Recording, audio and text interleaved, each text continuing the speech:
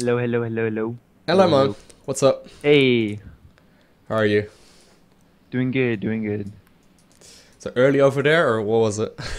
When you messaged me at first, it was like 4 in the morning, but right now All it's right, 12. all right, all So, right. So it's nothing too bad. yeah. All right, could have been much worse. Cool. So you having a day Uh, off? uh, Not really, just Saturdays, so I don't really do anything on Saturdays. All right, okay, cool. So I'm just really quickly looking for your email right here. Cool. All right, so yeah, you mentioned that you're currently in Gold League and you want to be moving up to Platinum League and eventually Diamond League, right? Correct. Diamond League would be the highest I ever hope to get, because I don't think I'd be able to get to Masters or Grandmasters. Yeah, they're actually gonna be changing leagues up again apparently. Really? Yeah, which is what Psioni tweeted or like messaged somewhere. Which is like one of the community people for StarCraft 2. So apparently they're gonna change up the league distribution again. So I don't know, we'll see. maybe it will be. Because right now I believe like half of the players or something, like 40% of all the players are in Gold League. So there's like a huge difference between like low gold and high gold. Yeah, So it's kind of crazy. All right, cool. So I'm assuming we're on the NA server, right? correct. Cool.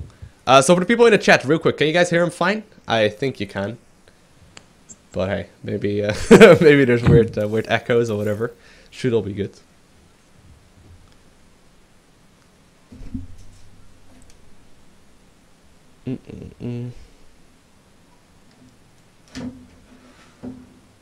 All right. Yep, everyone can hear you. Cool. Sweet. I'm actually, I've been playing some Platinum, or I've been playing some Platinum League Protoss on this, on the North American server. Actually, I'll switch over to my local account, it's probably easier. Else it's kind of pointless to have a barcode. So how's things going in StarCraft? All good? I would wish it was good, but right now I just feel like Zerg versus Zerg is my hardest matchup just because I only have two choices to defend a Zergling attack or attack with early Zerglings. Mm-hmm. And I horrible at microing Zerglings and Banelings, so I always choose to defend and it works out probably like 30% of the time. Okay. Okay. So that's the frustrating part. Protoss, that's the second hardest one I faced up just because there's force fields. And Terran, not really that hard because I'll just Baneling bust into their base and usually kill them early on. But Zerg is the one I dread facing the most. Alright, that makes sense. A lot of people are having that similar problem because, you know, Zerg for Zerg is such a different matchup, right? Because most of the other matchups you're completely fine just doing Yeah. sort of whatever. And then No, Zerg for but- Zerg you need to micro all of a sudden, like... Yeah. It forces you to micro, basically. Okay, cool. So ZVZ, or so basically I'm taking a bunch of notes, right, during the whole coaching, and then I will basically send them to you afterwards. Let me actually make sure that they are also on the stream, so people can see what I'm fucking talking about. But that's a really common thing. Like a lot of people are having a similar problem, where ZVZ is just like such a different matchup and such a confusing matchup that it sort of, you know, makes it very difficult to improve. That's what I'm hoping with the Legacy of the Void with that whole economy change. I wish it would get rid of six pooling and stuff like that, which I hope it does. But Yeah, it all that's what I'm depends looking though. forward to. Yeah, it may actually mean that at some point people will start opening up like double hedge before pool, you know? So it's Yeah. gonna be like super greedy, and then people go for like one base play, and it's like absolutely insanity. There's already like See- crazy timings you can do it, like gas first. Like as soon as you get into the game, you get right to get a gas geyser, then you get a spawning pool, and you can push really early on. Yeah, see, my default is hatch first in most of my games, honestly. I hardly ever do pool first unless I know they're doing a six pool. So I don't know if that's a good strategy or not. Yeah, so you say you open up hedge first a lot? Yeah. Yeah, that would probably be one of the main reasons. It depends though, because I open up hedge first a lot as well, and it depends. Like if you notice that you're getting a lot of cheese, you know, just be aware that if you go hatchery first, you're basically saying, hey, if you're gonna early pull me, I just lose. So So, you know, unless you have absolutely godlike micro and they mess it up, normally speaking, if you open up hedge first, you sort of accept defeat against like 6, 7, 8, 9 pools. And Yeah, most 10 pools that's as well. why if I don't see that and I see that they're putting down their pool at like 14 or 15, I'll be safe. Or I know that hatch first is a good, viable strategy. And if I see an early pool, I'll just, if it's building, I'll cancel it and build a pool or whatnot. But so what have you been playing yourself, like strategy-wise? Have you been playing the same strat over and over again, or just for sort of scouting it? Terran, I'll just do my, like I said, speedlings with banelings and just rush into their base. Protoss, I'll do the baneling roach push just to break down their forge fast expands usually. And then ZVZ, I will try to just do all-out roaches because mass roaches versus mass roaches is basically what I always get matched up with. And the occasional mutas, but those really don't have that much of an effect. Okay. So do you have like a certain plan in mind right when you start ZVZ? Do you like open up with hedge first and then go for like defensive play until the roaches, or do you like, you know, you said that you're having a lot of trouble. So if I do ZVZ and I want to defend instead of doing Zergling Baneling, I'll have hatch first, get like 4 queens out, just try to wall off the front. But see, most of the time I never even get that far. They always just rush before I can have after I get my 2 queens, or even before my 2 queens. And so I just can't hold their attack. And when I do, I'll be able to hold it, get my roaches out, and just kind of steamroll them. Okay. So basically, what you're saying is the mid game and like towards the end of the game, it all goes well, but actually getting there is what the problem is, right? Correct. Yes. Most of my Zerg games end either in a successful mid to late game or failure in the beginning. All right. Okay, that's a cool problem to have. Should be something we can definitely work on. Yeah, so yeah, macro wise it probably will be pretty spot on, but as soon as you like get messed with in the early game, it like completely goes to shit. And a lot of early pools as well, so a lot of early pools. All right, cool. So usually the easiest thing to do is just to have like either have a look at a game or have a look at a replay. If you have a replay by any chance, that would be awesome, so we can have a quick look at that. Before we jump into a game. In fact, me and my cousin were playing right before this, and he goes random, and so last game he went Zerg, and he just killed me straight up. Okay. And I'll see if I can find that replay. Yeah, sure. Yeah, so you know, it's just basically to get a decent idea of how things are going, and I can take a look at your hotkeys and things like that. So usually what we do is like take a look at a replay and then you know, check what is going right, check what is going wrong, and well, depending on the league, it depends if we like really take an in-depth look at the replay. But most often, we jump into a game afterwards and do a couple of changes at a time. So instead of like going for like 10 different changes in one game, it's usually better to take a bit of a shorter or smaller step, so to say. So that's likely what we're gonna do here as well, unless there's like, you know, one very obvious thing that's going wrong, but we'll see. All right, sounds good. So the nice thing is at least we have a lot of opponents to choose from, because there's a lot of people tuning in. And well, most people are in Gold League. Could you join group LowkoTV as well if you are? How do I do that? Either a chat channel or a group. Either is fine. You basically just go to the bottom right corner next to the menu icon. Yeah. There's like a groups icon, and then you can click find and then search for Lowko. And it should be, there's actually a couple different ones, but it should be LowkoTV. Alright, I see it. Join chat. Did I do it correctly? Yep. Alright. Oh. Yeah, it says you're already in a party. Oh, yeah. Yeah, I did just invite me into that, or... I can do that, yeah. Well, hold on. Sure, no rush. But basically we just sort of figure out what's going right and what's going wrong, and then we work on one thing at a time, instead of like, you know, information overloading like crazy. Yeah. But you would say definitely like Zerg for Zerg is the main thing that isn't going as well, and that's like holding you back for the most part. Yeah, it's just every time I get a matchup with Zerg v Zerg, it's just like I dread playing it just because it's just not. To me, it becomes not fun. We're just like I know I'm gonna get rushed, and it's just like why even play? All right. Yeah. So, Statistically speaking, you're actually like seeing that exact same thing as well. You have about 60% for both, and then about 50% for Zerg. So it's not even like absolutely like terrible. We have like 30% win in ZVZ or whatever. yeah. But maybe it's just like one little slight change that will allow you more to go to the mid game, because most of those losses will likely be cheeses. Mm-hmm. That's cool though.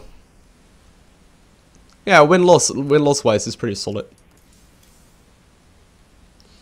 So you do play a lot of games.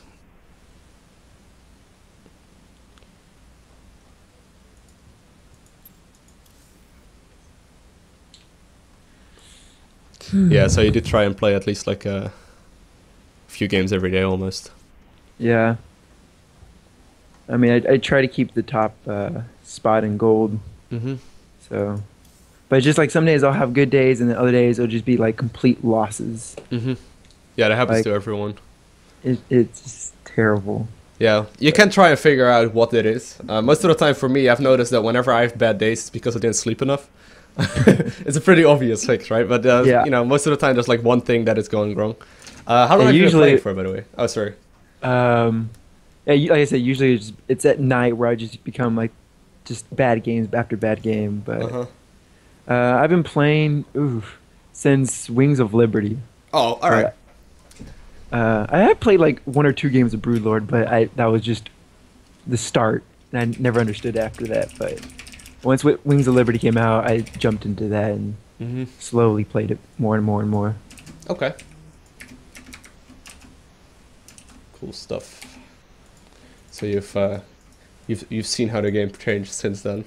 Yeah, but at first I was going a lot of Protoss. Like that was my race. I can 4-gate. I just massed up stalkers. I was able to beat a lot of people, and just I stopped playing for a while, and then when I came back, that strategy was not that great anymore. So I just went to Zerg. Warp Gate at some point. Yeah, they basically made the duration of Warp Gate a bunch longer.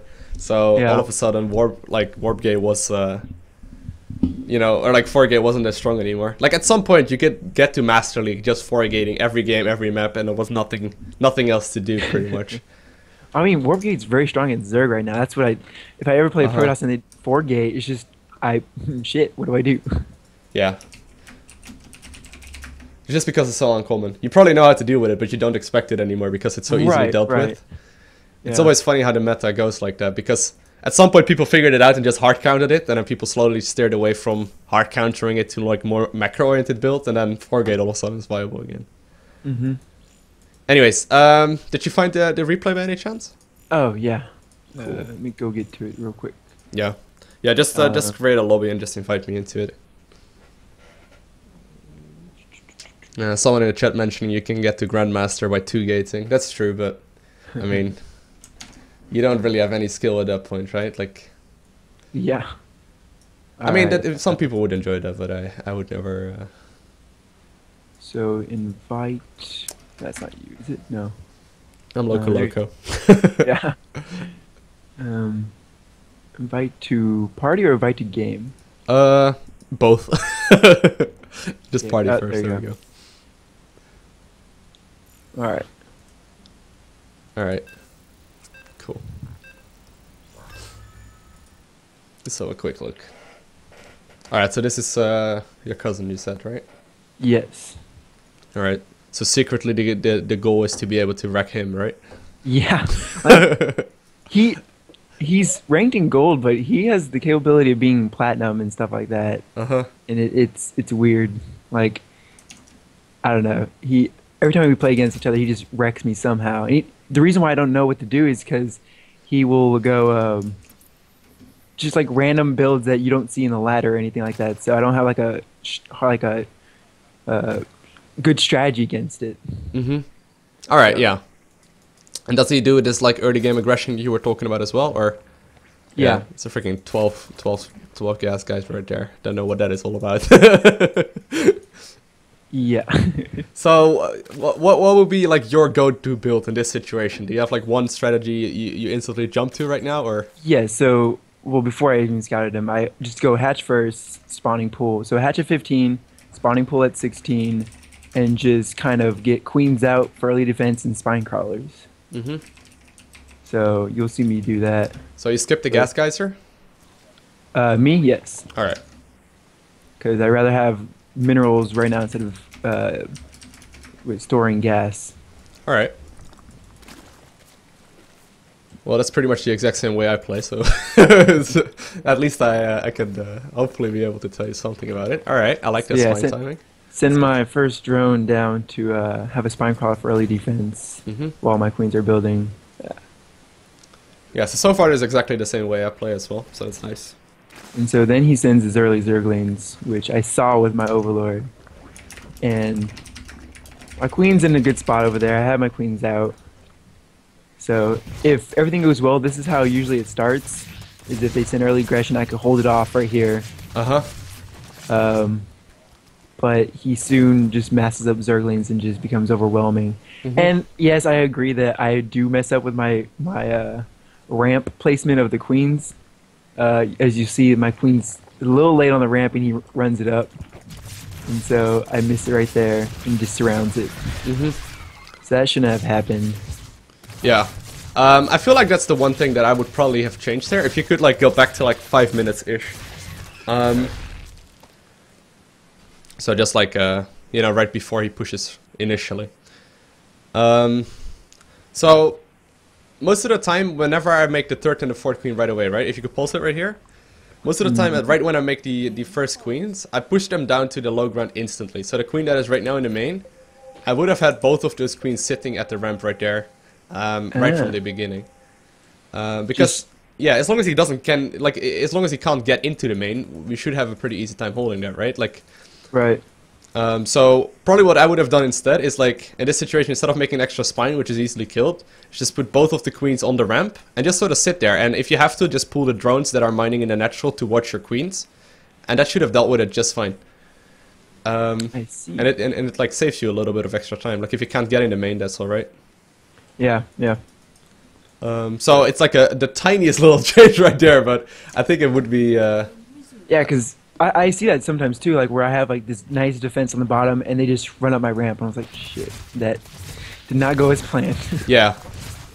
And I usually don't have any defense at my natural, so, or at my main base. So they just take over. But I have my 4 queens out, send them over. Like I said, I misplaced them. Yeah, you definitely want to have your 4 queens, like, at least on the low ground, right? Like, that queen in the mineral line is a good idea, but, you know, it probably would have been better on that ramp as well, like 3 queens right, just to prevent it from even getting up there, yeah. Yeah. I see. I mean, the natural was not really a threat right now anyway, right? Like... Right. You didn't have that many Zerglings at that time.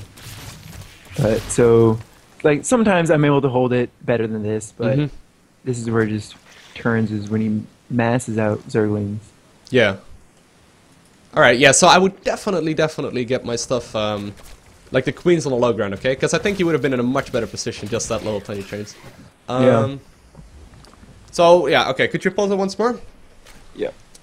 So, I'll actually write that down as well. So, changes. Because they're playing so aggressive, right? And I think, like, it's not so much, like, APM-wise or strategy-wise that you can't execute it or whatever, it's just a little change. Yeah. So, 3 queens on the low ground and ramp. Alright.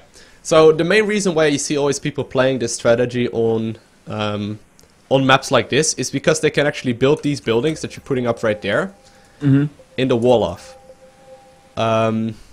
So what I would do if I were you is actually use this defensive play like with queens that you've actually been doing pretty, like, you know, exactly the way you want to do.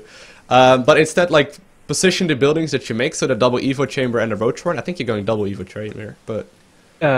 not at the moment. Yeah. I just had 1 Evo right now. Yeah, alright, well, it doesn't really matter all that much. But usually what you would do is position them so that there's basically like a full wall right here, except for the position for 1 queen. So let's say you have an Evo chamber, and then another Evo chamber, then a roach horn, and then you have a little tiny gap on the right side, where and 1 just hold queen... it there? Yeah, and does hold position the queen. And with the spine behind that, there's no Zergling that will really break that. Yeah. I've done that before in the past, but sometimes they'll just like they're at my base right when it's building, and then they have banelings and just blow up one of the buildings. I'm like, shit. But yeah, most of the time that works for me though, and I honestly don't know why I didn't do that here. I guess because his Zerglings were at the front already, and if I would have set my drones to put buildings there, he would have just taken them out. Yeah, no, that makes sense. Yeah. But yeah, I would like pretty much that's like the main strength of this build is that you cannot die to early game aggression. Like that's basically the reason why people like playing gasless. And the real counter to it is actually to take a super quick third base, but you probably won't start seeing that until like a bunch higher up the ladder. So technically speaking, like just keep in mind when you play this build on this map, you should be able to hold every kind of like aggression early on. And that's just, you know, something to keep in mind. Like if it's not working out, it's likely something that is a little bit off. Like that's the thing with gasless and ZVZ. It's super strict. Like if you make one mistake, like one little tiny misstep, like not having the queens on the ramp right there, it's very tough. Yeah, that's where I mostly mess up. It's just like one little mistake. I'm like, most of the time it's overlords. Like I see the roach army coming. I have enough resources to build like a lot of roaches, and it says build more overlords, and I'm like, well, I lose. Yeah, no, that makes perfect sense. So right here, you're basically gonna fall behind slowly but surely, right? You're still actually very far ahead in economy though, so yeah, I like that you're actually adding on extra queens. That's really solid. That's good stuff right there. Yeah, I try to. That's what I use for early like defense, and but he just picks them off. Yeah, so I feel like at this point the game is pretty much lost, and that was right around the 5-minute mark where it got really difficult, right? Yeah. I think that's like the tiniest little change though. Other than that, like the idea behind it is really solid. Because macro-wise there's nothing really missing. Yeah, so at this point it's gonna be difficult, right? You're gonna try and defend right here. Yeah. We can just give it a try actually if you want to. I end up getting my roaches out, and like enough roaches out just to push that back, which you see here soon. Yeah. Or I guess there's lose. For some reason he backs off. I guess just being nice. Or BM, but, I don't know. And then he just goes and masses mutas, and there's no. I mean, I had enough. Actually, hold it pretty well later in the game where I end up pushing him, destroying his third base that he built, but he just had too many mutas for me to deal with. Yeah, he has such a big economy right now. It's very difficult to take it out from here on. I like the fact how you're following it up, though. It's really nice. Yeah, I tried taking up a third base just to kind of match him because I saw that he only had 2 bases, and so, but he just comes in being real annoying with those Zerglings. It's a good style to practice against, though. Like aggressive players, like at some point you will be able to hold everything he throws at you, and it's just sort of you will never lose to him again, you know? Yeah, like right there, I'm at his third base, killed it, and just try to leave, but I couldn't. Yeah, he had like 9, 10 spine crawlers at his front. A little overkill, but I prevented me from going in there. So, and that's where I just died.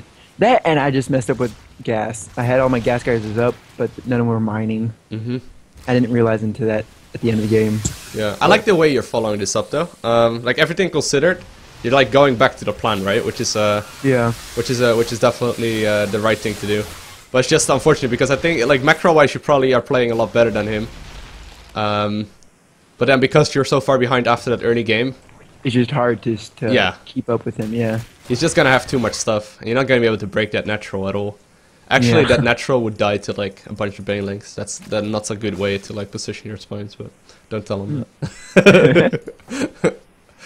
Like Banes would actually, like if you would Banes on the middle of that middle one, they would practically all die. But nice. Yeah. But, yeah. So that was that game.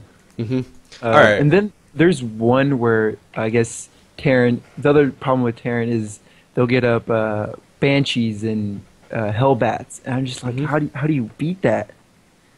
All right. So most of the time it's easier to like choose one matchup to begin with, and then maybe move on to the other one. Yeah, it's up to you though. Like, We can look at ZVP or ZVT right now as well. I feel like these are pretty tiny changes, and I think you can figure them out for the most part. We can practice it in the game as well if you'd like.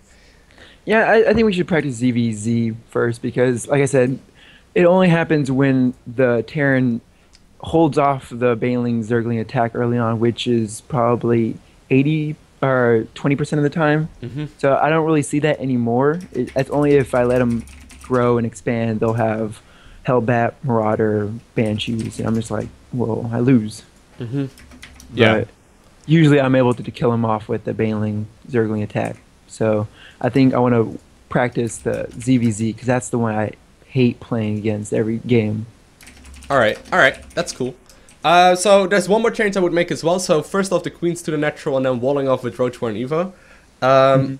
But just for practice sake, because you're probably not used to it, and because we're doing this whole coaching thing, it's probably gonna be best to open up with a spawning pool first every single game, like it is EVZ, just because it's gonna be a lot easier to like defend these sort of timings. So you know, you probably like have you ever done like a gasless opener like you were doing right there, with a spawning pool first, or only like with a hatchery first? I usually just do it with hatchery because if I go spawning pool first, I only do that in the 4v4 games. I'll go spawning pool first, then Evo chamber, then hatch, or is it hatch Evo chamber? What doesn't matter. But I have at least one gas mine. I really don't play spawning pool gasless. All right, yeah. So let's just try practice it. Yeah, it's gonna be a good like sort of option to have in your builds, your arsenal of builds, so to say. Because I feel like, especially if you're noticing, like, you know, everyone is being super cheesy lately, it's gonna benefit you a lot more to go for a spawning pool first, just to be able to win against like 9 pools by default, pretty much, right? Like, yeah, that's just sort of an easier way to hold that. So do you want to play against your cousin, or? Yeah, let's do that. All right, cool. Just so we can learn to hold that, right? Because that's the annoying builds that are the worst. Yeah. Those are minor changes, though. Can't really say a whole lot, because that game was like very difficult to win after the 5-minute mark, after you killed like the first bunch of queens and.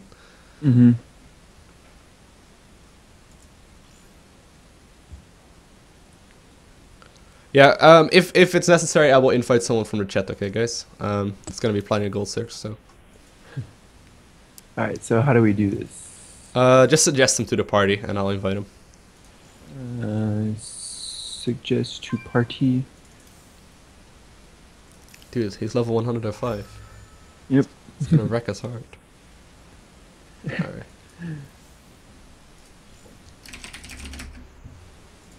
Alright, let's just play the same map again, okay? Alright. Could you play?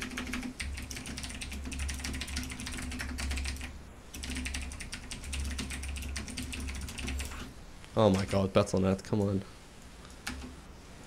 Well, I'm a spectator. Yeah. Oh yeah, well. I'll just spectate this game. Could you play aggressive CVZ?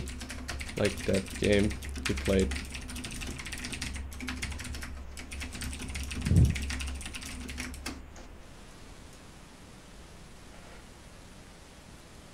Oh, I don't want to be Terran. What the fuck? Yeah, don't be gross, dude.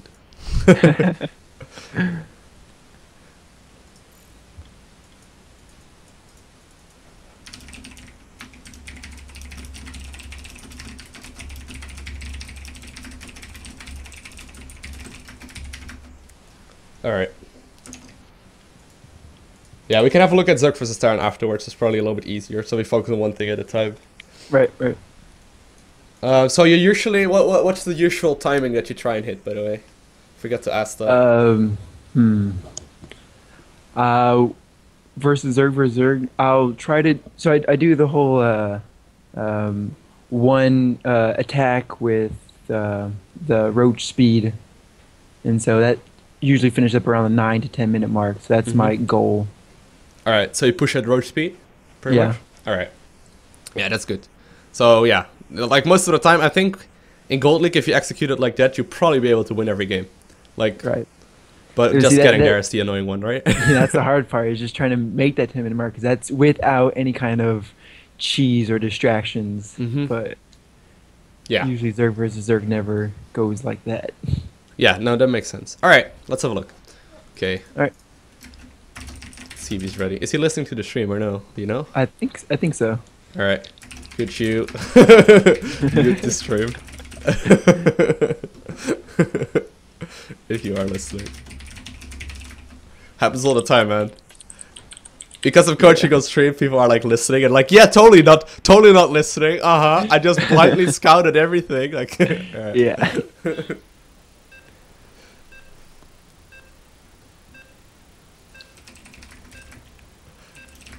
See? Good point. You are muted. See? We are totally not muted. We are totally not muted right now, friend. No, I trust him. I trust him. Alright. So I just watched the game through your vision as well. The only thing I can see is the production chat. But it's just because I can't limit that. But let's just go for a spawning pool first. And then like, so there's 15 pool, 15 hatch on the low ground. And then the queen's right away to the natural. Alright. Let's see if I can do that. So it's just going to be a bit awkward. So basically how it goes is like 15 pool, 15 hatch, and then 14 overlord. It's a bit of a different timing. So basically you don't make a drone in between making the hatchery and the overlord. Right. Yeah, see, during 4v4s, I'll notice that usually one will be late. Like I'll have a drone, I drone out, I have to either choose queen or overlord at 15, and I just kind of choose queen, and I'm supply blocked for a little while, but I'll try that. Alright, that makes sense.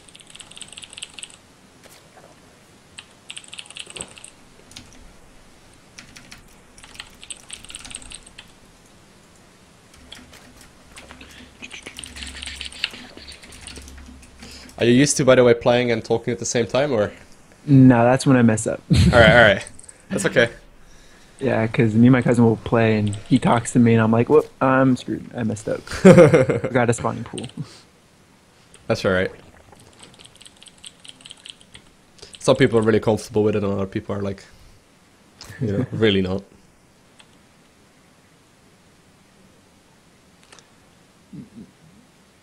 So send my right around right now. To the circle. Pretty much.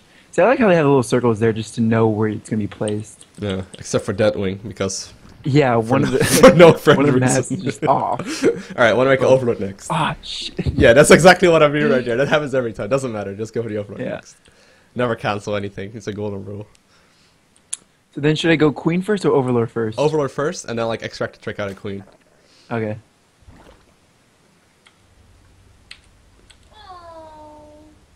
So got queen out. Got. Alright. So I should go gas at what time? We're gonna go gas still at 5 yeah, minutes. Yeah. Yep. So drone. Alright.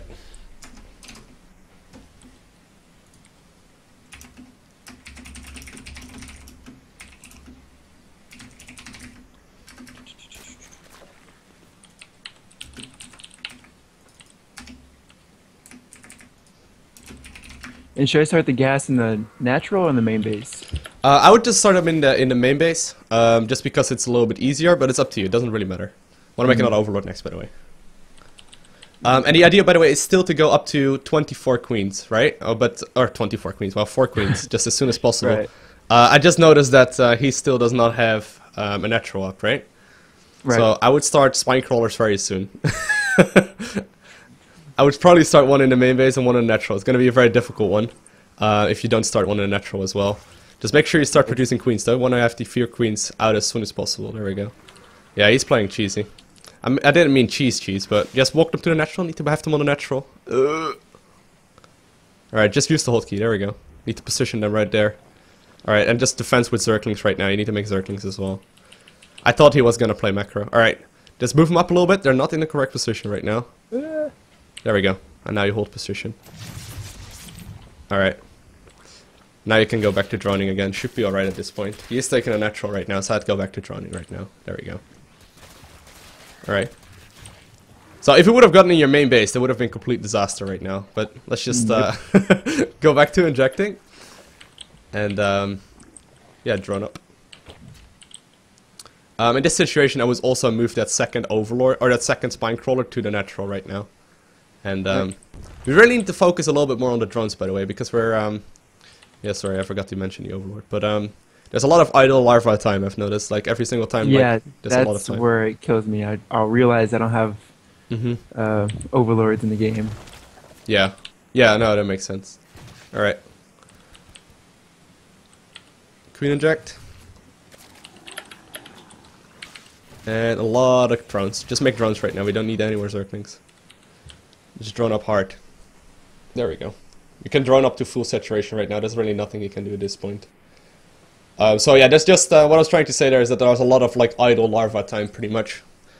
Where, you know, the drones are just sort of sitting there and the larvae are just sort of sitting there as well. It really piles up quite quickly. Alright, I want to get the lair first. Lair first? Yep, Right. lair first. And then the wall off at the natural. So between those two little things right there. So Evo, Evo, Roachhorn. And then the queen's in between there. Alright, and then the queen's forward. Yeah, the other two as well. I would just put the other two in there as well. Yep, and then a queen inject as well, obviously. Alright, and now massive amounts of drones. We need all the drones. So at this point, like, there's no way he can attack your natural, right? Right. There we go. Oh man, I didn't even see that. That's alright. Just want to start +1/+1. And then re-rally everything to the natural, and 2 more overlords. Well, he's trying to scout you. Might as well kill it.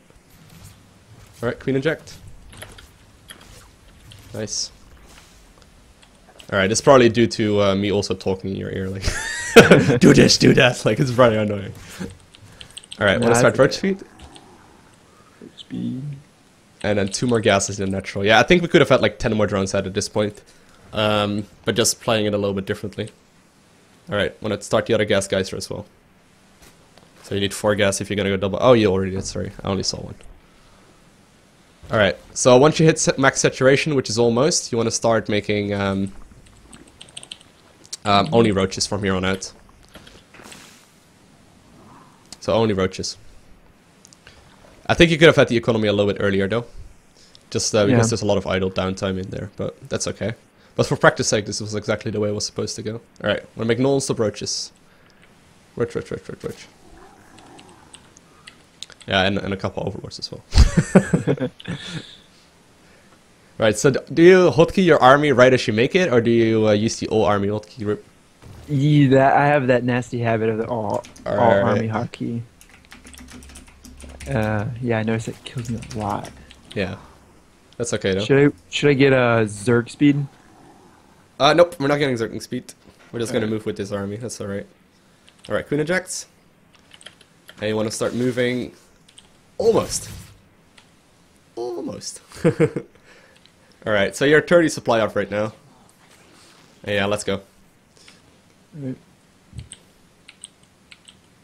Alright, and while we move out, you want to take the 3rd base as well. So just move across the map with your entire army, just go. There's a big timing window right here, but you want to try and make use of it for sure. Alright. Just straight across the map, just a move to the other side. Alright, queen injects. Alright, I see that he's going around though. Oh, sorry, I didn't notice that myself. Is he actually? Yeah. I don't think he will. Just, no, you need to push out. You need to actually make sure that you push out across the map. If he attacks that 3rd base, that's totally fine, because you're gonna actually be able to kill him at that point. Shit, overlords. Like, right now you have a pretty big timing. He is gonna make a lot of units right now himself as well, right? But just go for the natural. I'll go for the natural in this situation, yeah. So keep in mind, these are unupgraded unupgraded roachhorn, or roaches at this point. And I think you have more than enough right here to kill him. Alright, queen eject. Alright, and roaches. And a move again with the whole army.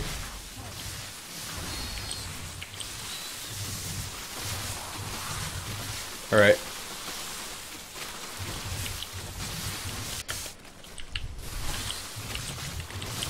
Alright, nice. Sweet. Easy peasy. Oh shit, we're going straight for the hatchery. So yeah. Yeah. So well played, man. Like that was good. That was good. I think if you would have tightened it up a little bit more, if someone wasn't yelling in your ear all the time, I think you would have been able to push like a 30-second earlier, and it would have actually like been like 10 roaches less for him at that point, right? Yeah, I think it was the fact that you were yelling in my ear that reminded me to do some of the stuff. All right, yeah, that could also be the case. So there's one other thing that I would like to mention as well is that the overall spread was actually pretty solid. I was gonna write that down at first, but you fixed that really well, so that was good.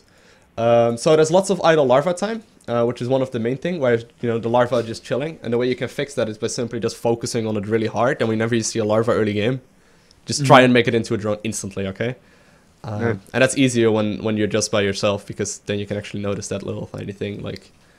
So that's the one thing, and then always make sure you have queen injects done, like always queen inject. See, that's what in the late games I'll be so concentrated on like microing my army that I'll look back at none of the queens are injecting, which is something I need to fix. Yeah. Just whenever you're fighting, and you are like looking all right, and it is going just fine, like you were right there versus those spine crawlers. Yeah. Just always think about the queen inject first before you do anything else. I think you may have underestimated the strength of your roaches right there. Because you were a little bit hesitant to move up that rev. You were like, oh shit, there's spike crawlers, right?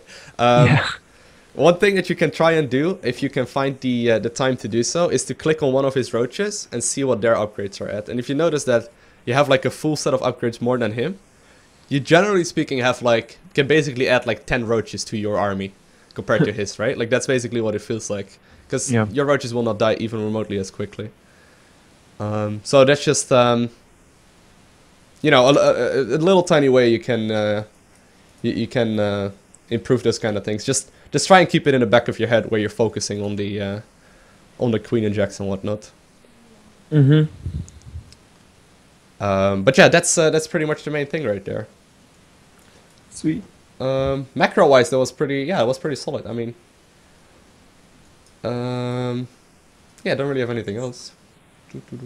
Oh, right, yeah, one more thing. I was thinking there was something, but yeah, we gotta fix that fucking F2 key, okay? God, I wish I just take it out of my keyboard, and so I hate using it. Dude, you are using a mechanical keyboard, right? What? You are using a mechanical keyboard, right? Yes. Just remove the fucking keycap for like an hour. or like unbind the key. I'm not even kidding, man. Like it's the easiest way to get rid of that. Yeah, I'm angry that they added that to the game. Once I saw it, I was like, oh sweet, I can just do that. And it yeah. Man. There are uses for it though. There are uses for it, for example, if you like misrally a hatchery and all of a sudden like there's a bunch of idle roaches sitting on your natural in your third. Yeah. And you're like, oh fuck, when were those here? You can actually like click that button and A move. Right. Hey, I got a question. During some of my games, I'll be microing like crazy, and then I'll realize that my hotkeys have disappeared. Like, they become blank again. What did I do to cause that?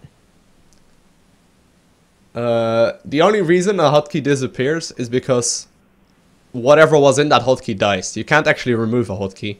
See, yeah, that's what I thought, but like I'll have my queens and my hatcheries hotkeyed, and then I'll go back to the larva spawn, and they're gone. Like I gotta go re-click all my queens, re-click all my hatcheries, and hotkey them all again, and that just takes so much time away from everything else. I think what must happen on accident is that you are trying to be really quickly or really fast, and then you hold down control on accident, and then you like micro one roach back or something like that, and then accidentally hit like control +2. Because you're trying to hit 2 and then like go instantly into the queen inject or something like that. Like probably that's the wrong order, where you like accidentally like hotkey something that's very low health and then it dies off. But other than that, I can't really imagine anything. Yeah, because sometimes I'll try to spawn some more stuff, and I realize that my hatchery hotkey has become my army hotkey all of a sudden. Yeah. And just stuff like that. Just yeah, no, that happens all the time as well. Sometimes where you hold down the shift button a little bit too long and whatnot. But I think what you do is like accidentally re-hotkey it, and then that like re-hotkey dies within like 1 second. It must be like something that you're trying to micro back. Yeah. I mean, I've never had something really disappear. It's most of the time it's just, it's something messing up like that. Yeah.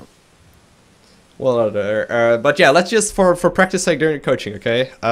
Let's just unbind the key. Let's just do it. For F2? Yep, or F2. Oh, okay. Yeah, just go to the options and then like the hotkey, and then go to global unit management, and then select all army. It is here somewhere. Yeah, select all army units. Just give it a try. It's gonna be really fucking frustrating. and don't be sneaky and click the button like. Alright, so I unbound it. Yeah. Eesh, it's gonna suck. This is gonna be really awkward. So, well, not for now. We just unbound the all army hotkey. So do you know how to like add like, cocoons that you are building to an army control group? Not really. All right, that's okay. So in the long run, it's gonna help you out. Okay, for the first 20 games, it's gonna be hell. So basically, what you try and do is remembering when you're like building army hotkey units, right, or like army units, right? And you're having the larva selected, and you make those cocoons. At the bottom of the screen, you have the selection of the larva and the cocoons, right? After you're done creating stuff. Right. What you can do is hold down Control, and then click on the cocoons that are building at the bottom of the screen. And just send. Oh, and so when they're done, whatever built from there will be automatically put into your hotkey. Yeah, yeah. Oh, okay. So do you know what the difference between Control 1 and like Shift 1 is? Control will reset your hotkey. Shift will add it to your hotkey. Correct? Exactly. So right. Basically what you do, let's say hotkey number 4 or something is your army hotkey, right? Let's go with 4. That will probably be easiest, or 3 or 4, whatever. I think mine's 5. All right, yeah, whatever.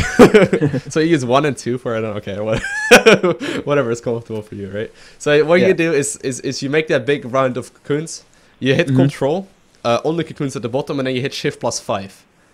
And then you hit like 5A move again, and you keep on going with that. And what happens is right when a unit spawns, they will instantly move towards that control group without you having to look back at your base and, you know, having to think about clicking the F2 button in order to select all your army.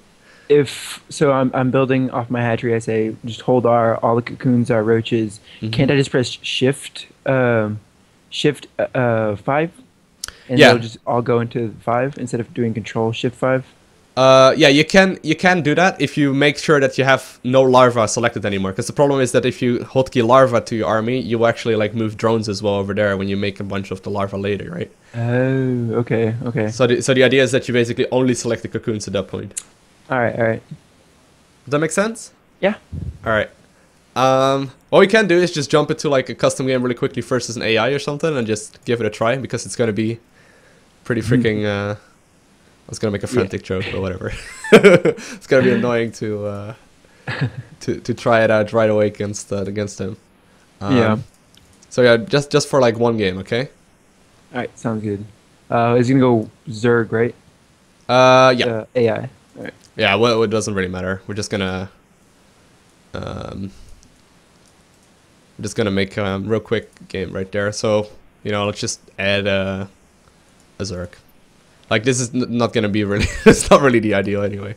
So let's just execute the build perfectly, go for like the perfect strategy, and just try and add the army control groups while you're actually building it. So what you do, you inject with the queens, you make your army, so it's like 4 SR, I think, is what you're using.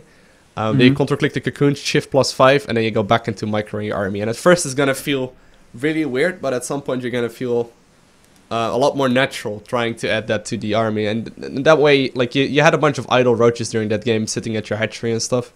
They were just not really moving, right? Yeah. Oh yeah, good point. Oh, I'm still tearing. I don't know why it default that. Because Battle.net, man. God, I tell you, 2015. Blizzard loves Terran for some reason. They all play Terran, didn't you know? God. All right. So yeah, this is just you know, for trying sake. So spawning pool first, wall up with the units, queens instantly to the natural, and then using that army control group. All right. And that's like the most uncomfortable you've probably gonna play Zerg No kidding. for a while. Oh, not since I've changed my hotkeys. That Oh, was what hard did you to change it to? change. I just what did I do? Oh, the queen injects. I had to get better at that because I needed a way to inject them faster, and so I had to change up my hotkeys to make it like comfortable for me. Mm-hmm. 'Cause I don't use the grid system. I know it's a good hotkey system, but I just don't use it. Yeah, no, that makes sense. It doesn't really matter. Like, once you're used to a certain hotkey grip, I wouldn't worry too much about it, because it's just gonna be fucking 3 weeks or something, or like a month before you're actually used to new hotkeys. Yeah. And I feel like your time is probably better spent doing something else. I mean, maybe if you're like playing at the very top of the line, but even like the top of the line Koreans just use the standard hotkeys, because they're like, they've played Brood War for so long that they're like, alright, I'll just stick with these keys. There's even like Korean like Protoss players that are still using like 0 and whatnot to make pylons. Because the hotkey for pylon in Brood War was P, which is the worst fucking key in the world. Yeah, all the way across the keyboard. Alright.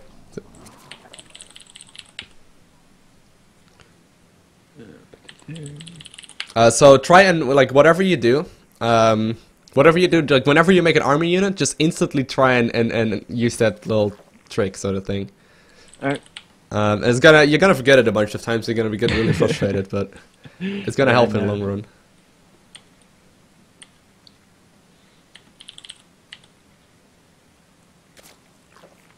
Yeah, it's gotten to the point where I'll use it instead of using my hotkey. Yeah. And that's where I see myself doing that. It's like, I can't be doing that. Uh-huh. 15. Yeah, I just said 200 minerals. You can actually send the drone that's building right now. If you want to feel fancy. There we go. No, guys, I wasn't hating on Brood War. It's just that the hotkey system was pretty bad. I mean, P is not a very easy to reach hotkey. Alright, so the Overlord now. Oh, fuck. Damn it. I'm just so used to that. When I see 15, just drone. Damn. Alright, and let's also try and focus on getting that downtime as low as possible, okay? So Queen, boom. And then straight, like, just hold down Q right now, or SD, whatever it is. Because right now you're going up to 90 minerals once more, right? And it's not, you know, it's like a pretty big thing. Chris, thank you for your Euro donation right there, man. I appreciate that.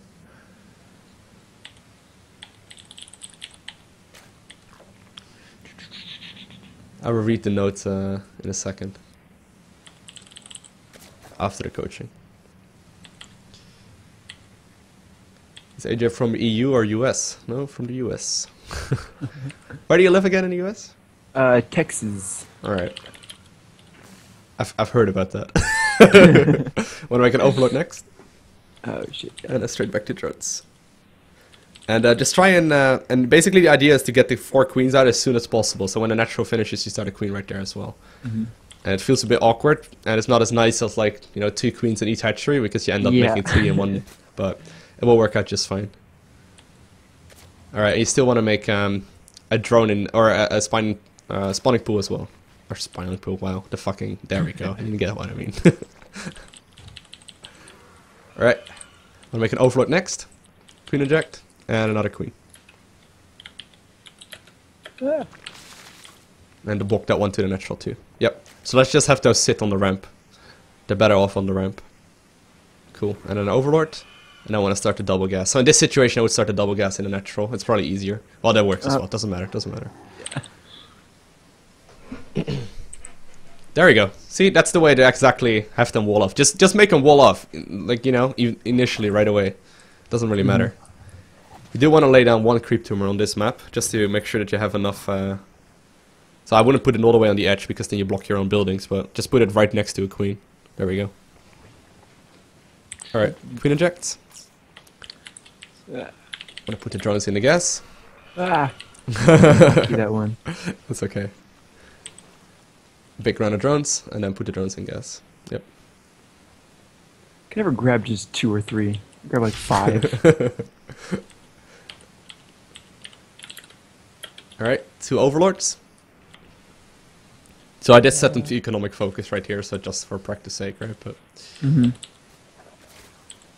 right, re-rally to the natural, and then you want to start the lair, and then no hack of buildings again. So queen eject, boom boom. Nice. Lair, and then all the buildings. So yeah, just lose 2 and then Z, and then, you know, or 2L, whatever the hotkey for lair is, I don't know. And then make all the buildings. There we go. Boom. And then move the queens forward. So it's basically just playing like really safe. And it's just a nicer way to play, I suppose. Yeah. Right, so queen eject about to pop off. Try and hit that instantly. Right, nice. Big run of drones. And then start the gases. Good. That's the way to do it. That's exactly what you want to do. Sweet, sweet. Right, 2 overlords. Oh, you already got them. Nice. And 1/1. Yep. Production tap in ZVZ is so confusing. Yeah. Alright, want to put the drones in the gas geyser. And you're basically done droning. So this is exactly the way to do it right there. Right. Lair should finish up right now. Almost. And then make a big round of roaches. Now keep in mind, when you make the roaches, you want to make sure that you also add them to the control group right away. And this is where the awkwardness kicks in. So 2 SR and a shift 5. There we go. Yeah, I did. I got my natural ones, but I didn't get the top ones. Alright. Oh, right. There, shift 5. Good. There we go. So see, when you spawn now, they're gonna like walk there right away. Nice. Alright. Look, inject.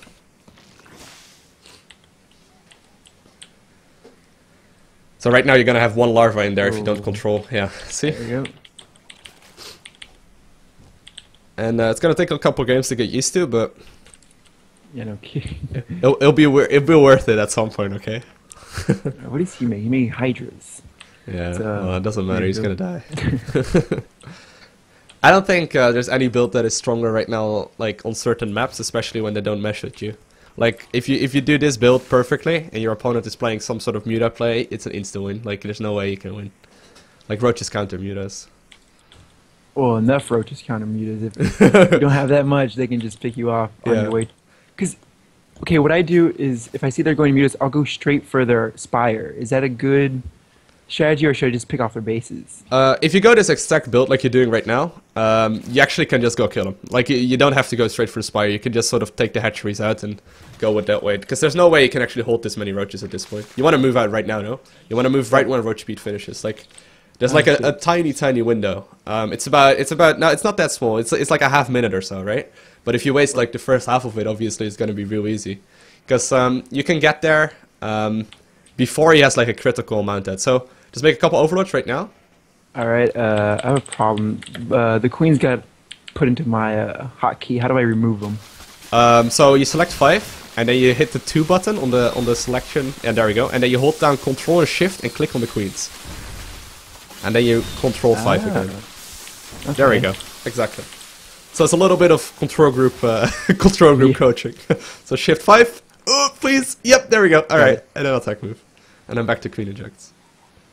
So Control Shift basically deselects of whatever there is in that control group. It works for everything. All right. A few overlords. I see people rally their overlords to their army. What does that do? Like, what's the benefit of that? That's probably just them misplaying it. Okay. There's no benefit to it. Sometimes in ZVT you'll see it if people want to use them to like detonate overlords, or like he just burrowed 1 drone. He just burrowed 1 drone underneath your army, lovely. But sometimes you'll see the ZVT to like detonate the widow mines, but most often, like, at least when I notice it, it's because I make a mistake. Yeah. Yeah, we unbound the F2 button. It's the worst thing in the world. But I think it's a good thing, at least when, like, you know, while coaching and stuff, because, you know, to make you the most comfortable possible is not gonna help you a heck of a lot. And once you get rid of it, and you get used to it, it's probably more beneficial than having it. Yeah. At some point, I would advise like rebinding it again, but just in case, like, you know, it's necessary. and not like as your default go-to sort of thing. Right. Yeah. Because like you said, if you have like random roaches in your base, you don't have to go back and click all of them. Just Yeah. F2. Yeah. Like, for example, sometimes there's like a drop in the main base, right? And you need to be defending that real quickly, but you don't, like, you have multiple army control groups. So let's say you have like a bunch of mutas and you get a bunch of other stuff. It's just easier to select your entire army and just get whatever the fuck is closest, you know, over there the fastest. And not have to really think about that. But it's not good if you have like as your default sort of, you know, key to select all your army and sort of go from there. Yeah. If you want to try it out later, I would advise also going for the camera hotkeys. But that's gonna be a bit like absolutely insane for now. But if I've tried that at one point, but I just never use them. Yeah, that's the main thing, right? I always found like I didn't use them because I always felt like it was really far away, if that makes sense. Yeah. Like it felt like they're really far away from my you know, basically like the SD and then go all the way to like F1, F2. Yeah. But once you get used to it, it's gonna be the same as this like entire thing, right? Where it's just gonna benefit you more. But you know, like that's gonna be something if you want to. It's not like absolutely necessary. I feel like the no more F2 key is definitely a bigger priority. But I personally would not be able to play without the camera hotkeys anymore. But that's that always happens with that sort of stuff. So yeah, that's just you know, a couple changes. Do you want to play another game versus him, or do you want to see ZVT, or it's up to you? Let's do ZVT. All right. I need a strategy versus Hellbat Marauder. All right. Because I lose to it too often. Because when I see that coming in, I'm just like, I got roaches, I got Zerglings. And I throw that at him, I just die. All right. Yeah. So yeah. So there were a couple changes for ZVZ. I've basically separated those a little bit in like the little notepad document thing. But the same principles are still going to be true, right? Like there's going to be lots of idle larva time that we want to eliminate, ZVT, and then the queen injects want to focus that on, and no more F2 also in ZVT. And if you want to, you can do the camera hotkeys. But basically, half the changes for ZVZ are also going to be relevant for ZVT. We can have a look at a replay once more if you want to, or we can just have a look at a game. Yeah, let's do that. All right. Go find it. Replays. Zerg, Terran, yeah. Yeah, this is one where I was gonna go Baneling bust his wall, but when I got there, he had Hellions and Banshees, and he with his Banshees he destroyed the Banelings, and so, I mean, I broke down his wall. I did enough damage, but I just couldn't kill him off. And I need help with that. All right. That's where it'll be sometimes. Like I break down the wall, I'm in his base, I'm killing everything, but he just won't die. And I can't get past that. All right. So do you go like pure Ling Baneling bust, or do you go for other strategies with that as well? Pure Ling Baneling bust. All right. All right. So let's have a look at that. So generally speaking, Ling Baneling busts do get countered pretty hard. But it completely depends, you know, what's going on. Yeah. I mean, like, I rarely ever see a tank in their base. I usually try to hit before they can get one out, but it's never really a case for me though. It's always either Hellions will micro perfectly where they just kill me, or I don't know. It's usually the micro that kills me when I lose to that. They'll be able to micro their units so well that my Zerglings are just pointless. Yeah, I see what you mean. Yeah, no, we can have a look. Most of the time, I think once you move up the ladder, Terran players should be able to counter it with just standard Hellion play. Because they can have like a bunch of Hellions. It really depends on when you hit though. But basically, the first two Hellions should always pop before 6.5 minutes. Yeah, he had some up there when I was just scouting his second base. We'll see that soon. But if you enjoy these kind of timings, there's still definitely ones you can do that are, I feel like, better all round. Because pure Zergling and Banelings is so risky, you know? Because he can... Yeah, he's just playing 1-1-1 right here. He's still on one base. He plays weird, man, your cousin. That's why it's hard to beat him, because like I expect this to happen, and it's like, what? I've never seen this in the ladders. Yeah, so the basic idea, right, behind this whole build is to kill him off early. But if he doesn't even have an expansion, I wouldn't even bother, man. I would have just sit back right now, because you already have a bigger economy right now. Well, not right now, because you already we did make the workers. But as long as you're like a base, like I would do this if you're like the similar in base, but it's gonna be real difficult from here. Right. Oh wow. Oh, he gave you those. And that. And those. I mean, yeah. So I think I'm good. Yeah. But I lose it, and that's not something that you should lose with this kind of army. Yeah. So I try to hide my banelings. Mm-hmm. But he ends up finding them somehow. And so he just picks them off. I try to make more. But short story, I end up breaking down the wall. Yeah, I wouldn't even bother with this whole thing, to be honest. I would have just sat back here, because you're already so far ahead, you know? Like, True, but I think you could have just sat back and make a lot more drones, and I think you would have been in a lot better position. Because he's on one base, right? Like, he doesn't have anything. yeah. I try to kill his little tech lab, but it doesn't work. And it's, yeah, it was my fault. I just kept going for it. Persistent. Yeah, mules are pretty good. Yeah. My mule would probably be like half your economy right now.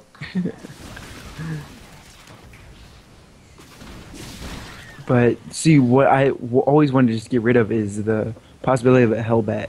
Hellbats are what I fear versus Terran. Hellbats and Banshees are the things that just scare me the most. Alright, yeah, we can have a look at like a different timing that I feel like is a heck of a lot better. They're like going for this sort of strat, and it's actually something that you can like climb the ladder with. It's like a Roachbane timing, like a Roachbane Zergling. It's pretty freaking similar to the ZVZ one, to be honest, but it just hits at a bit of a different timing. Because I feel like if you're gonna do this strategy too long in ZVZ, you're gonna just have a really bad ZVZ, because at some point people will start holding it easily, and then you're basically stuck with like a, you know, matchup that you don't really know how to play macro games in, right? Does that make any sense? Yeah. Yeah. And so his Banshees just destroy me. Like, yeah. No, what Banshees I are really do? good. No, at this point you're fucked. Yeah. Yeah, that's what I'll lose to, Banshees and Hellbats. Hellbat Marauder is what I lose to all the time. Alright. And alright, yeah, so that was the game. Yeah. Yeah. So, just to make it a bit simpler to explain, we can do the exact same thing with the same opener as you do in ZVZ, except that instead of like, you know, when you spend your first 100 gas on the lair and then get the Evo chambers and the Roach War and all that, instead of doing that, when you hit your first 100 gas, so that's like after getting the 5-minute double gas and after getting the 4 queens and everything, the first 100 gas you start Zergling speed, and then you start a Roach Warren with the Zergling speed as well, and then afterwards you start a Baneling Nest.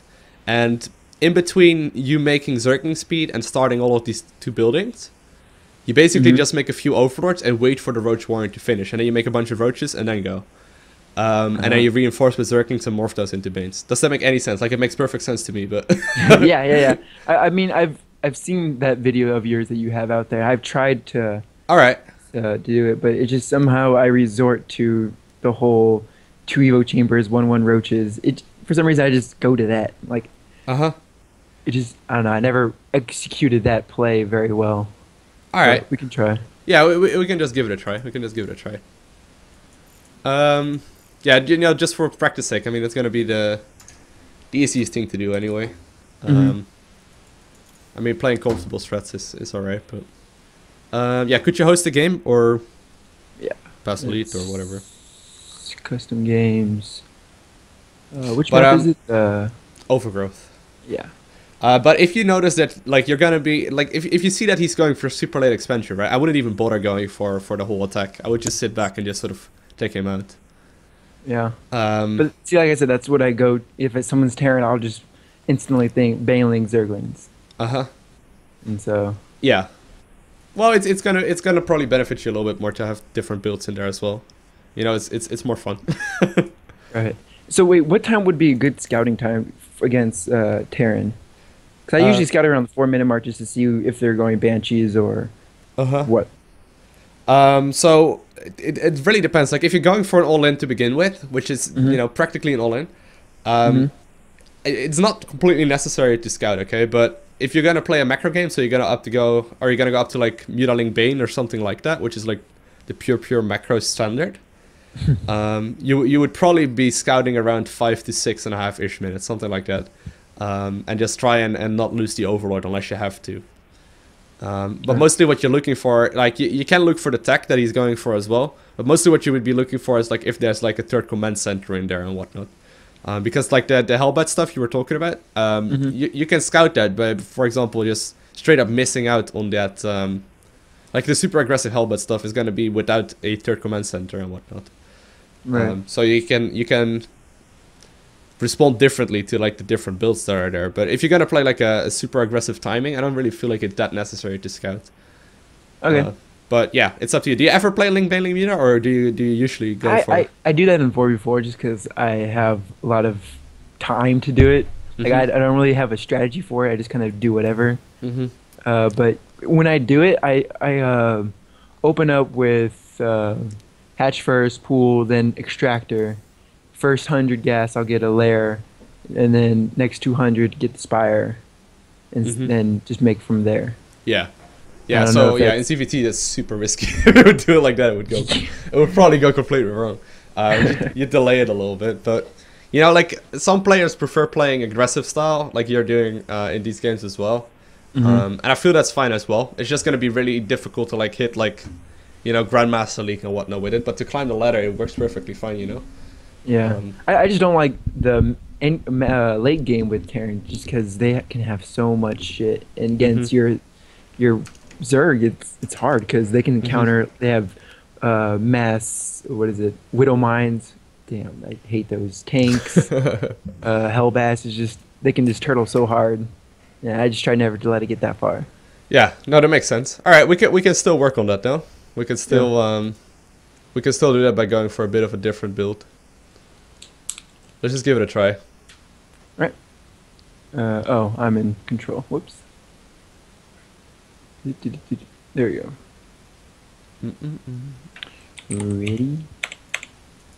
All right. He's still listening. Let's see. Let's hope. I guess he was going Terran. Yeah.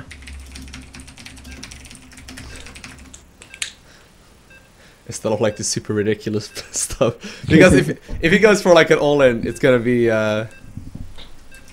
difficult to win anyway, right? Or it's gonna be difficult to like try a timing attack anyway. Yeah. If he goes for that one base stuff again, I wouldn't worry too much about attacking. I would just sit back on 2 bases and just, you know, get the full saturation going on 2, and then just making units or start making units. Right. Because if it's 1 versus 2 base, it's a pretty straightforward one.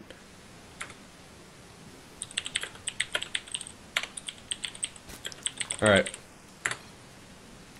So just try your very best to like once again make sure there's no idle larva at any time, and you know, except for very specific timings, but try and just lower your money as early as possible, or as soon as possible. So normally the very first unit that you would possibly see from a Terran would be a Reaper, right, on your side of the map. That would be like the super standard. And then most of the time you can expect Hellions around 6.5 minutes. So that's why you need the 4 queens early on anyway, is to ward off those Hellions. You need to make sure that those are gone. So just try and play your standard play like you did it previously. But then I will actually tell you by then. So, you know, don't get too confused. Right. And then, alright, so I have my overlords go over there, just so they don't get shot by those Marines. So I'm going pool first, right? Yep. No, actually, let's go hatchery first. It's a little bit easier. Alright. Yeah, okay, yeah, you're right in that. But in Zerg vs Terran, there's really nothing you can do. Unless he goes like 2 Rex Rushes, but that's really uncommon. Alright, I'm gonna put that drone. There we go.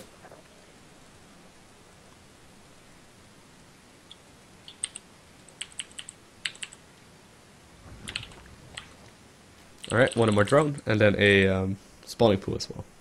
You could also play this with a pool first, but in Zerg vs Terran, like, you don't have to worry about early pools.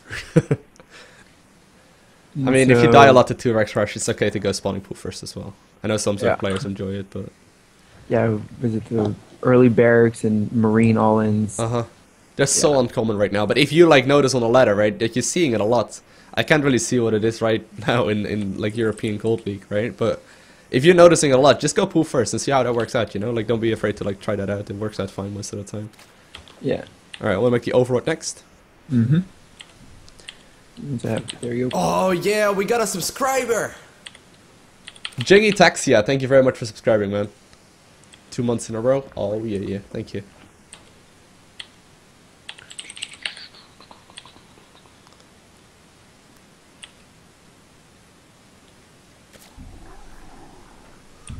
Rally.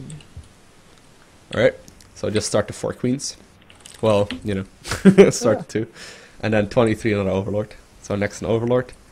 And if I were you, I would also start a set of scouting zerglings right now. So this is standard for Frantic right now. I can see his build. This is not standard Terran. This is like standard Terran and Wings of Liberty. But yeah, he plays really aggressive. He was good in Wings of Liberty with his Terran. I can imagine. But well, it works still. Like, it works very well because Zerg players don't expect it right now. yeah.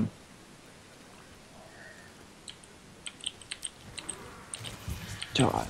Alright, queen injects and 4. Go up to 4 queens. So once again, pull the 2 queens right to the natural. Yeah. And I would try a little bit of scouting right now with your queen as well. So he's playing relatively standard. Alright, so just go up to 4 queens and then 5-minute double gas. So once again, 5-point double gas. Want to get an overlord and a whole lock of drones. Oh, I'll try and make the overlords first. Oh, that's alright. Yeah, that's alright. Make the overlord now. It's just gonna be a bit annoying for the next bunch of drones that pop, or the next bunch of larvae. Alright, Yeah. we'll try and spread 2 creep tumors if you can. Oh, actually, usually, yeah, okay, doesn't matter. It's practically the same thing. So, yeah. Just try and get some creep going as well, it's really important, ZVD. Alright. Wanna put the drones in gas? This is standard Terran for him, and he's floating the fucking barracks towards your natural to show that he's going mech. Like, Yeah. there's not even a natural. Standard Frantic Terran. Alright. So he's making siege tank Hellion or something like that. So let's want to make a big run of drones here, and then go for a Zergling speed and the Roach War. Now that would be for the timing. I probably wouldn't go for the timing in this situation because you can pretty much guarantee that he's gonna go for siege tanks right now, right? Like, I would be very surprised if he doesn't. Yeah. So I would probably just try and try a macro game off of this. Now, if he's going for mech, like you can see right now, right? Roaches themselves are very good as well. So I would just go for that roach timing that I've been practicing. So I'd go up to a lair and the double upgrades. Just get a couple roaches in between in case of Hellions, but... Wait, should I go to 2 gas up the natural? Or main yes, base? yes. Oops. But we're about to hit max saturation, so you already want to start making units very, very soon.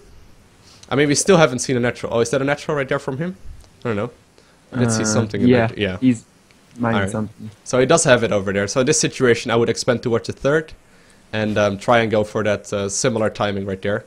So basically, the way she can beat mech is either with Swarm Host, which is the worst like gaming experience in the history, pretty much. It's so dumb. But yeah, if you wanted to go for the timing, you would have put down a Baneling Nest as well and just made roaches, and then you would have moved across the map and reinforced with Zerglings. But it's just a difficult one to pull off against mech. Actually, it's pretty much impossible. So yeah, want to make big run of drones. For the More main drones? base? Yep. Oh, for the main. Oh, Yeah. he's over there. Yeah, just send the roaches. Alright. There we go. So that shouldn't go down. Queen injects. Alright. And roach speed.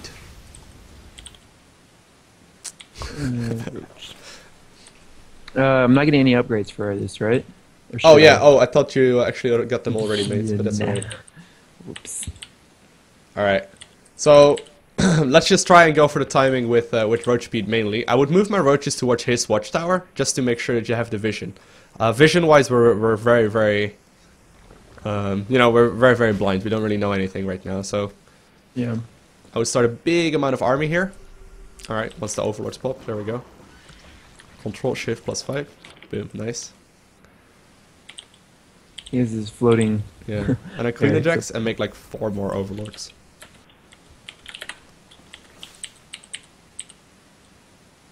Alright. Yeah.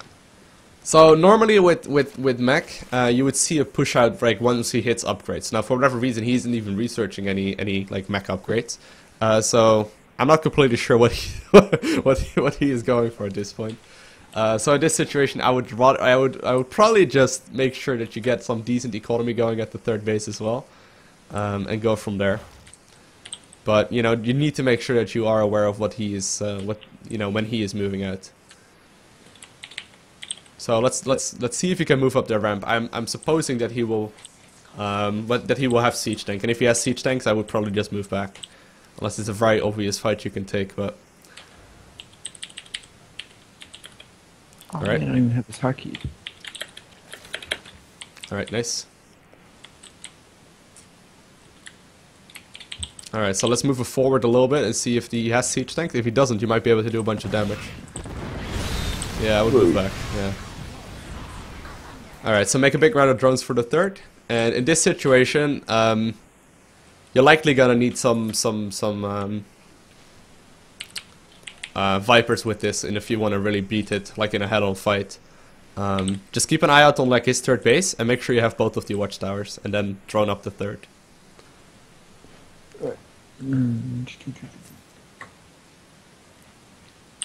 Yeah, it's a pretty frustrating one, obviously, because of this whole army hotkey thing. Yeah.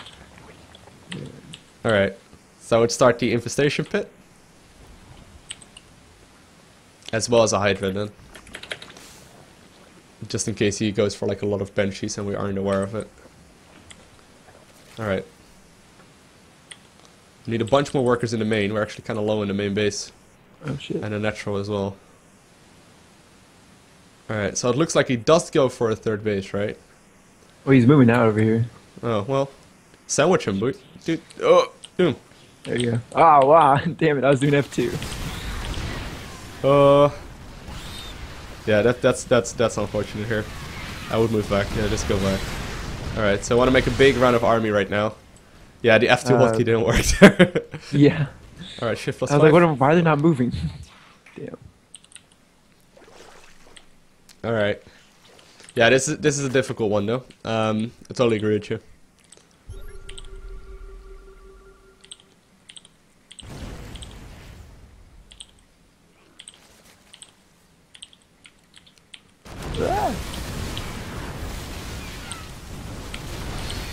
Alright.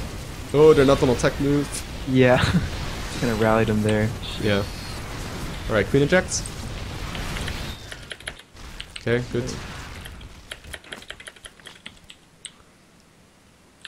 I want to start +2/+2 as well, and then a hive. Oh, I thought I killed him. You need to regroup your army though. Yep. Do we have them hotkeyed? No, we don't. Nope. Yeah, so that's the strength right there, right? You can actually hotkey them. Alright, I just start +2/+2 in this situation. Like, just start in advance. So you still have something to go for afterwards. Alright, just try and take his army out. Oh, need to go for his army though. Ooh, he's gonna be able to kill it. Oh, fuck. Yeah, there were a whole lot of roaches spawning at your 3rd base as well. I think they must have just walked into him.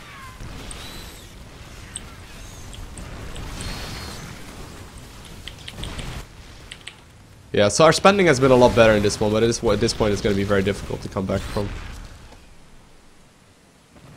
Yeah. I don't really think there's one specific way though, but I think if you did the timing attack I was trying to explain make sense though? If you would play against standard Yeah. instead of against frantic standards. Yeah, there's a difference. That's why I always lose him, because he doesn't play what you see in the ladder. He plays his own game. Uh-huh. But it works though. Yeah. I think he could be able to stop it though. It's just like a matter of like, you know, figuring out what he's going for. But yeah. I don't know if did it make sense to you instantly that he was going for mech, or do you usually have to think about these sort of things? Not when you found out he was going for mech. You realized that off of his flying barracks. Yeah. I didn't notice it until I ran up into his base. All right. Yeah. But yeah, I saw that he was going Oh, mech. okay. Oh, okay. Yeah. So basically, if you see a flying barracks or you see a flying factory, you are. Well, I can't imagine really a situation where someone would do that on purpose just to fuck with you. But basically, once you see like a flying barracks, it is practically guaranteed to go for mech at that point, because it would be very, very uncommon to go for, for anything else off of that. It would be very awkward. So yeah, when he goes mech, Roach Hydra Viper is the best thing to go, right? Yeah. So usually you would try to blinding cloud that.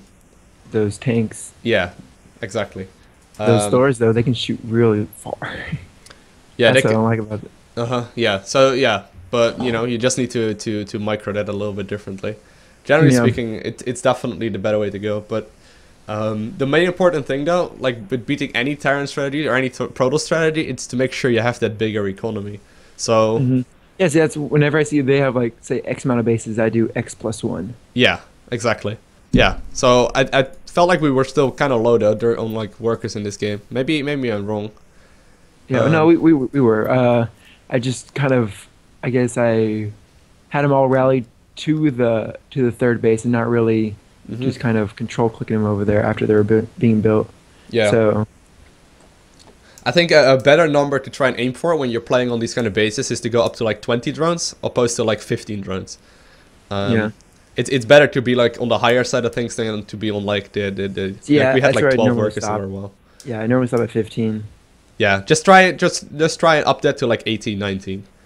Even though it's gonna not significantly change, but it will help getting that little bit extra economy. Because, for example, if you're gonna go for double upgrades and you're gonna get the 4 gas guys is going on 2 bases, you will only be able to use all of that gas if you're gonna go for enough workers in the main, like or in both of the bases. Like if you don't have enough workers, you're just gonna start piling up a lot of gas. I didn't actually I didn't really look for that too much in this game, but I think we piled up a little bit of gas as well. I can't imagine we didn't really. Yeah. But other than that, like macro wise, it was pretty much spot on, considering someone was like yelling you, like, do this, do that. But so I'll actually write it down for CVT as well. Just try and give the build a try, okay? Because, well, maybe versus Frantic is going to be a difficult one. Yeah, but when I go into the ladder and stuff like that, it should help. Yeah. So standard gasless build and a 5-minute double gas. So that's the completely standard one. The L100 gas, link speed, plus roach warren, plus bailing nest. And obviously you try and hide the bailing nest, right? Mm-hmm. And then you wait. That's the most difficult part. Then you wait, and then you start about 8 to 10 roaches, and reinforce with links. And that should give you a much more powerful timing attack, Zerg versus Terran wise, to try and execute. I'm trying to think if I can show you, but I don't know if I have a replay on here or anything like that.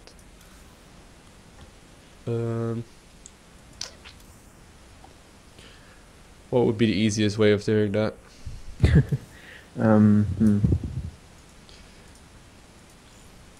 I mean, if we find someone that plays standard Terran, we could try to tell them to do that kind of a build. We can give that a try. Yeah, guys, let's just play one last game.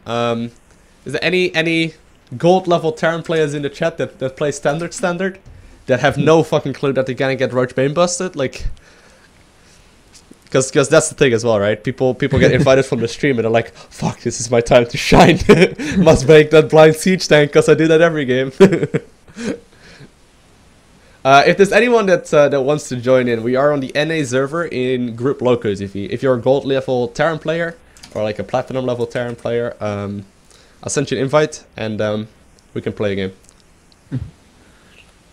Yeah.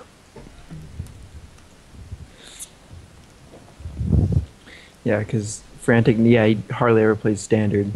But that's good though, because like when we do games, no one expects what he's going for. Yeah, I feel like it's really good up to a certain point, because at some point, like once you move up the ladder, I feel like it's better to play like macro builds on like, so to say, like real build orders, just because they are like hard counters to like wonky play. Like if you play it perfect, for example, that Zerg for the Zerg stuff that it was doing would never work. It's just kind of difficult, you know, to play it perfect. But once you figure that out, once you, let's say, move up to like Platinum League or something like that, you will face like Terran players that will just execute it perfectly, and then it's going to be a very easy hold. Right. Does that make any sense? Like I was reading a chat there at the same time, so reading and talking is difficult. He's going like, what's standard? No siege tanks? I can do that if necessary. Yeah, so okay. So super standard would basically be to go for like what I see all the time on the ladder, what most people will see on the ladder as well, is like the super quick third command center play with like the Reaper into Heli and stuff, or like Marine into Heli and stuff, into Bio +1/+1 Marine mine attack. That would be like the super stand what you see pretty much at like highest level of play, and I've seen that mostly as well from gold level Terrans. But it's a cool style, Frantic. I like that. It's cool to play your own stuff. And it's very powerful as well. Like I think the main strength to it is that people will be completely. Yeah, I think he's listening, right, to the stream. Yeah, he unmuted us for now. All right, yeah. So the main strength of the stuff, or like the build you're playing right there, is that people have no fucking clue what's going on. They're just trying to reach you, but then you're like, all right, I don't know what's going on. Like, is he expanding? Yes, he is expanding, but the expansion is a little bit late. And then you're like, well, that means he's going for like a Hellion timing, right? And it turns out you're not going for the Hellion timing. So it's like different kind of things. Yes, that's what gets me sometimes in the 1v1 gold. Is that I'll say, okay, this base is going down if it's a Protoss player, the base is going down at 4, or there's no base at 4. I'm like, okay, he's going 4 gate, and then I'll prepared for a 4 gate, and I look back at his base, he's doing Forge Fast Expand, and I was like, what? Yeah. So it's just hard to read sometimes what people are going, if it's a mistake or if it's intended. Yeah, that's basically the main thing. That's why scouting is so difficult at like Gold League, you know, because people, like, half of the people know exactly what they're doing and they're doing something really weird, but the other half have no fucking clue what they're doing either. And then it's like difficult to read because they don't know what they're doing. So it's like, you know, that's like the difference in between, like, once you see like someone with the Platinum League border, you can definitely assume that they know exactly what build they're playing. But that's sort of like where the cutoff is. But anyways, let's just play one more game against Frantic and see if he if we could try it out like that. I love your standard play.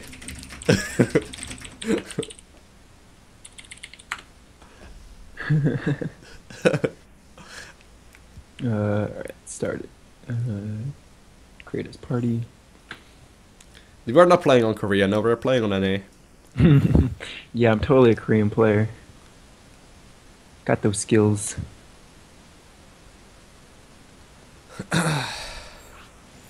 Alright. Nope. Yeah, there's no Terrans from the stream in the chat, but that's okay. There's mostly Zerg players here. Very true. Alright, Zerg, Terran, Red.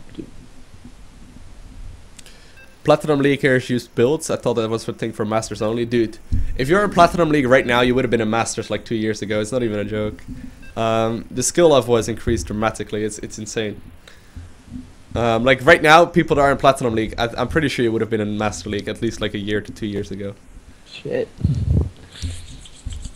Like, not just like Master League was a lot bigger as well. Like Master League is less than 1% right now. It's like 0.7% or something, but it was like 8% for a while. So it's literally, you know, 10 times as big.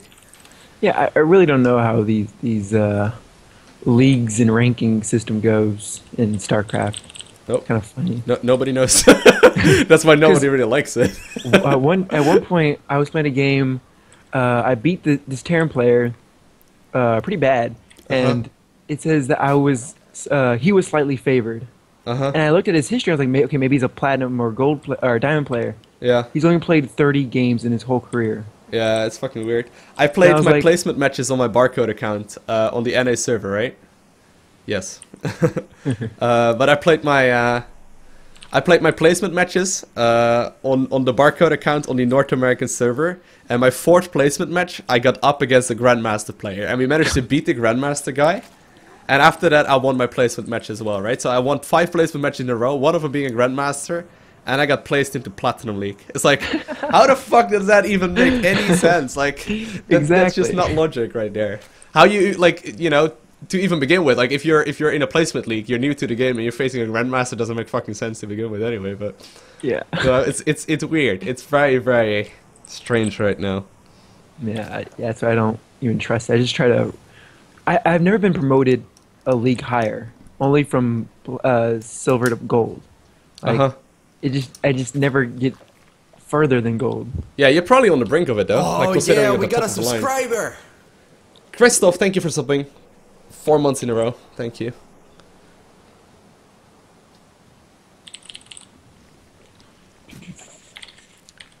Well, yeah, there's this whole MMR discussion that people are having since forever. I mean, MMR would be awesome, but it's just never gonna happen.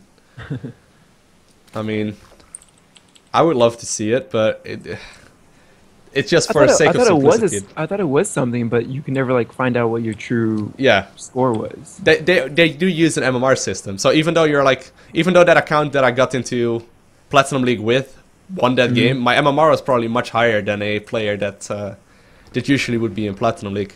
But the thing is, the leagues do not represent like global MMRs because you can't be demoted. So for example, if you placed into Masters League, you can lose 100 games versus Bronze League players. Your MMR will go down, but you still be in Master League because you can't be demoted. So it's like, it's a mess in that complete way because, you know, it's just a very inaccurate way of measuring it. Yeah. But yeah, I wouldn't focus too much on laddering anyway. Like just try and improving instead, and just don't worry too much about leagues. Yeah, because if I really wanted to, just cheese the whole game, 6 pool everybody. Yeah, just go cannon rush, man. Like 4 gate every game, you'll probably be able to get to Platinum. That's what I was doing when I get like really pissed off with Zerg. I just go Protoss and 4 gate everybody. Works 9 out of 10 times. Oh shit! We're actually just talking. We're 500 minerals in. Yeah, that's what happened. All right, want to make a bunch of Zerglings to defend? Yeah, there we go. I wasn't even paying attention, dude. I was just blabbering on about random shit. All right, you never ever want to try and lose drones with this. Just make buildings with the Zerg or with the drones that are being hit. All right, there we go. Want to make an overlord? All right. And then we can start 2 more queens. Alright, want to start cancel the spine crawler? Alright. Queen ejects. Yeah, he's not gonna let it die. Unless he's bad, but he's not. There's another way to play, I suppose. I always try and assume that my opponent is really fucking good at the game. So, a really good player would never ever lose a Reaper to slow Zerglings, right? Yeah. So I wouldn't chase him, like, no matter what, because it's technically it shouldn't be working. All right, want to get the double gas guys are going? Oh fuck, man, we're 50 seconds late on everything here. Shit. All right, just get the double gas. Just try and selfish this one.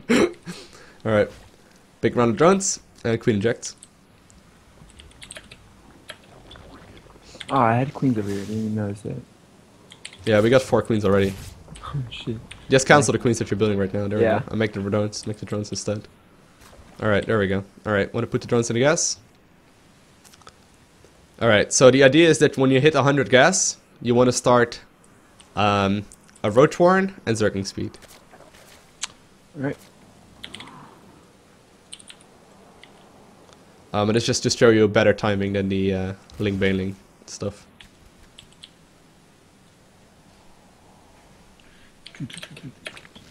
Did I say 60% of the time it works every time? Did I say that? Oh, fuck. Did I say that? I don't think so. But... Alright. What is he attacking? Alright, and then you want to make a Baneling nest as well.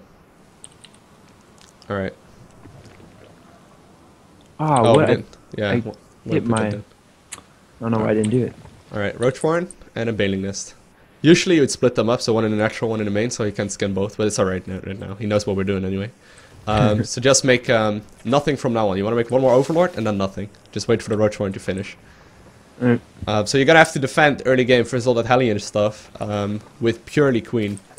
Make sure you hit every single Queen inject. Don't we need that? Yeah. Make sure we have the energy for it. You need to have every single Queen inject hit if you want to do this properly. Alright. So check the main base. Can we inject?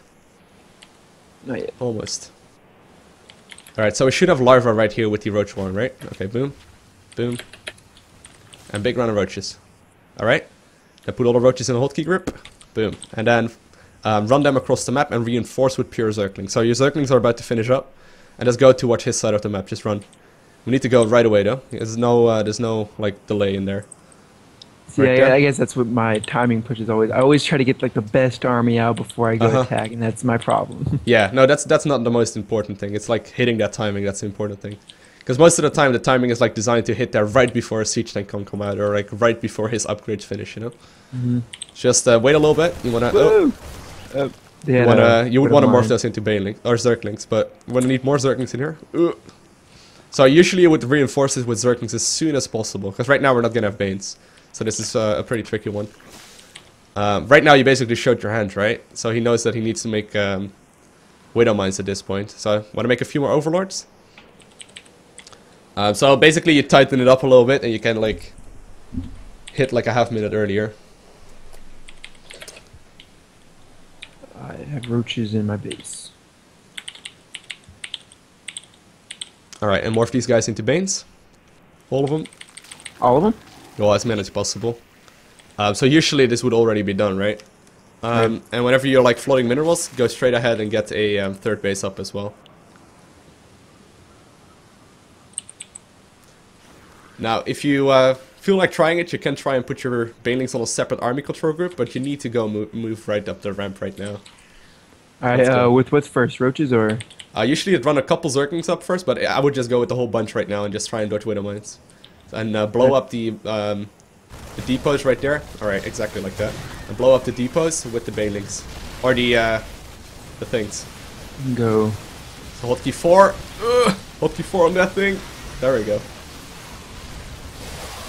Alright, so the basic idea was alright, but we need a heck of a lot more Zerglings for that. Yep. Alright, Queen ejects. Alright, so you basically only want to reinforce with Zerglings. Oh fuck, there's yeah, I didn't even see Widow Mines, watch out, they're gonna pop very soon. Alright. I got further enough. Hero Roach right there. Alright, Queen ejects. And reinforce. Oh my god, my roaches are down there. Alright. Yeah, so the tilde key, or the select all army hopefully would be nice here. Alright, more from a bunch of Banes. Just more from right there. Just more from right there. Just select them, yeah. Don't worry about moving back, it's okay. It's nice actually when they spread out a little bit. And just try and attack the ramp. Oh, just wait right now. Nice. Alright, just move down. And Queen inject once more. And let's try and hit that depot. Maybe it's... oh, no. Boom! Oh! So close. Alright. Whoa, it still worked. I don't even know how, but yeah, I had one Baneling left still. Yeah, that's funny though. I didn't actually expect we would win this game because you're so high in the mineral count, right? But imagine there would have been 40 more Zerglings. No, more. 80 more Zerglings at this point. I mean, he would have gotten overrun hard, right? Yeah. Just if we would have been able to spend all that minerals. So. Eesh, nice. That and if we weren't talking in the beginning of the game. Yeah, like that push was super late, so I didn't expect it would work at all. But yeah, so that's the idea. That's basically the idea. Just try and practice it a few times and see how it goes. Maybe you like it better. But there's at least something that you can still use at like a higher level. Yep. Nice. Yeah. So funny that still ended up working right there. Because you noticed it yourself, you could have done it a heck of a lot better as well, right? Like yeah. Yeah, the fact that I didn't have that select all army kind of slowed me down a little bit, just because my roaches, I didn't have them hotkeyed and rallied to my army, so I had to go single-handedly click them all and get them over there. Yeah, but that can just happen every now and then. I wouldn't worry too much about it. Yeah, but it's just because this was like the most uncomfortable way to play pretty much. Definitely. All right, man. Do you have any more questions? I've actually been talking for a very fucking long time. Just, I guess, which is just Protoss. Two questions for Protoss. If they do like just a whole bio ball, what is the best thing to go against that? Because if I usually have like a ground army, like a Roach Hydra, and those force fields just neutralize the whole thing. Mm-hmm. And so even if I like even burrow under like the force fields, they'll have like a observer out, and they'll just shoot me while I'm burrowing underneath. So I lose to that, and then Sky Toss. All right. So the first one would be your standard army comp would be Roach Hydra Viper. That's like the most default one that you'll likely be able to play easily. It's just timing those Vipers out properly, right? Because if he pushes with like 3 Colossus and you only have Roach Hydra, you're gonna be fucked really hard. Yeah. So generally speaking, what you try and do is get the Vipers out before that can really happen. So that comes down to basically 2 parts. So the first part would be hitting that timing attack once more. So that would be like when you hit Roach speed and +1 attack. So basically you move across the map with that army, like you were basically doing in all these games, where you basically go for that exact same push, and then transition towards the third base. So that's like the super standard one. So that's like basically to make sure that this army doesn't get really huge. Like if you don't do that, he's just going to be able to get a massive army out and get like 3 bases, and it's very difficult to stop anyway at that timing. So the very first timing attack that you do with the Roaches is mainly just to keep his army sort of small, and to at least make him waste some energy and force fields and all that. And then the second thing you got to try and do, which I would just give a try if I were you, is get the Infestation Pit at 10 minutes and go straight to a lair, or straight to a hive, and then get the Vipers right away. And it's going to feel ridiculously early when you first do it.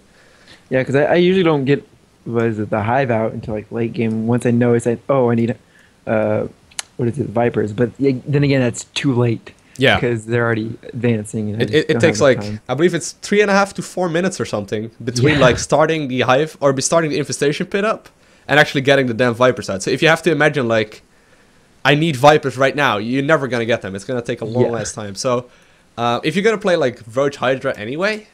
Just try and get the Infestation Pit started at 10 minutes and go straight to a hive and then straight to Vipers. You can't really have them too early in most situations, you know? It's not like your builds are super, super tight where you can't spend that 200 minerals and 300 gas or whatever to get the hive out slightly faster. So I feel like it's better to get it early than to get it late. So actually make sure to write that down as well. So in ZVP,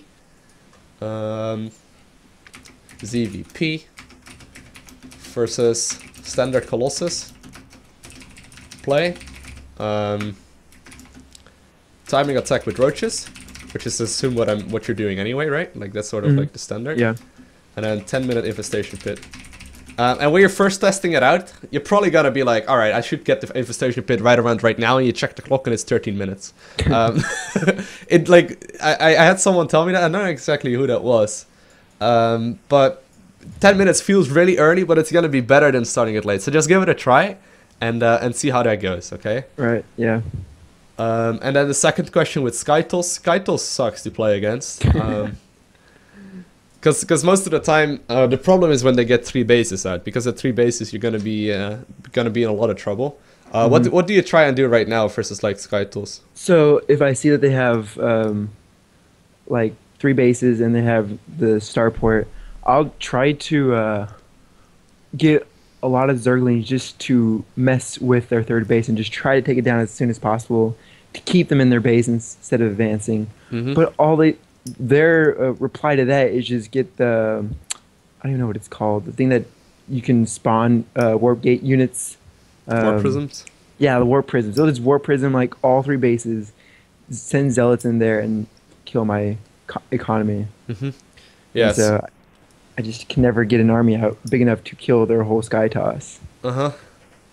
So the primary way that people deal with that sort of stuff is by going Swarm Host, and I personally absolutely don't like that style at all. But It's not my It's one of the fault ways you either. can deal with it. Yeah, like basically what you try and do is get Swarmhost out, and because they're so gas heavy, you will be able to make a lot of expansions, and with that a lot of static defense. So like the ultimate late game, what happens a lot right now at like the professional level, right? Would be going for a heck of a lot of spore crawlers, and then just start, you know, a bunch of vipers and just abduct everything into the spore crawlers. Now it takes for fucking ever, and I hate doing it. So one thing that I've personally been trying to do a lot, instead of like going for that sort of stuff, is to sort of just accept defeat and just move on to the next game. But the one thing that does help out most often is to go for a Hydra timing instead of a Roach timing. So let's say you see that he's going for a Stargate, right? So you have figured that out, and you notice that he's not going for Colossus or anything like that. The only reason why alright, so basically the only reason why Hydras get weak at some point is when he has splash damage out. So Hydras are amazing up until that point. So most of the time that's Colossus, because Colossus completely wrecked them. And you know, the same until like High Templars are out. Now if he's playing like straight into Stargate, he won't have any splash damage units for a very long time. So what you can do is actually do like a timing attack with Hydras. And what you do is like basically just start the super standard stuff as well, like you're doing right now. But then once you hit a lair, instead of starting Roach Speed, you start a Hydra then, and you make a whole lot of Hydras and Zerglings. And a Hydra Zergling timing is actually the way to try that out. But I have to agree, like it's a very specific way to play, and it's pretty difficult because you won't see it too often. So it's like hard to practice, right? Yeah. Yeah, mostly they'll come out with Stalkers and Immortals just to counter my Roaches. And once I get enough Zerglings down to kill that, I'll advance to their base, and they have like 20 Zealots at their base. I'm just like, I'm going back then. No, you could give Hydraling a try. Hydraling is amazing at pretty much everything ZVP related until it comes to splash damage. Yeah. Just give it a try, but it's very fragile. Like it like if you make one mistake, it's dead, right? Like if you stand into the Colossus range and force fields for a bit too long, you're basically gonna go down very, very quickly. Well, that's basically all Zerg. Any mistake you do, it costs you a lot. Yeah, it's very, very unforgiving. It's very fucking unforgiving, but that's just what happens. We actually sent this little thingy to you. Alright. I hope the notes make at least a little bit of sense. I think they should. I think they should. Alright. So that were all your questions, right? Yep. Cool, man. So if you have any replays that you want me to take a look at, just let me know later, okay? Alright. And I'll have a look at those. And I'll just tell you what I would probably change up and what went wrong and what went well. What went wrong and what went well. Jeez, I can't talk. And other than that, yeah. Just let me know if you have any questions as well. You know, you got me on Skype, just message me anytime. Alright, will do. Alright, dude. Thank you very much. It was a lot of fun. Alright, yeah, thank you too. Let me know if you get to Platinum League, okay? Alright, will do. Alright, man. Good luck. Alright, thanks, bye. Bye.